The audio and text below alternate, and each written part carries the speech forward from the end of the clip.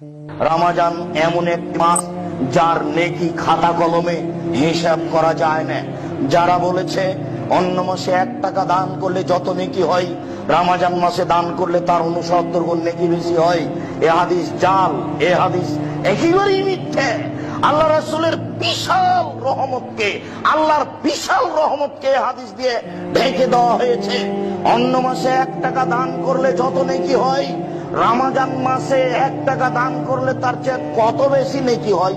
5 কোটি বললে ভুল হবে, 50 কোটি বললে ভুল হবে। তার মানে মানুষ জানে না কত বেশি নেকি হয়। মানুষ যদি এর হিসাব করে তাহলে আল্লাহর দিনকে, আল্লাহর রহমতকেও খাটো করে দেখেছে, ও ছোট করে দেখেছে। ও রমজানই বুঝেনি কাজ কি জিনিস, ওর রহমতই বুঝেনি কি জিনিস। তুলনায় নেই, হিসাবই নেই, সংখ্যাই নেই। ওই সংখ্যা আল্লাহ জানে।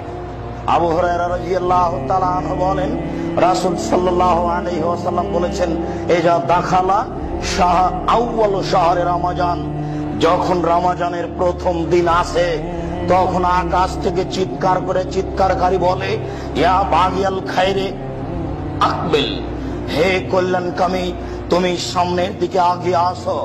ইয়া বাগিয়া শাররে, হে পাপী তুমি পাপ থেকে একটু বিরত থাকো।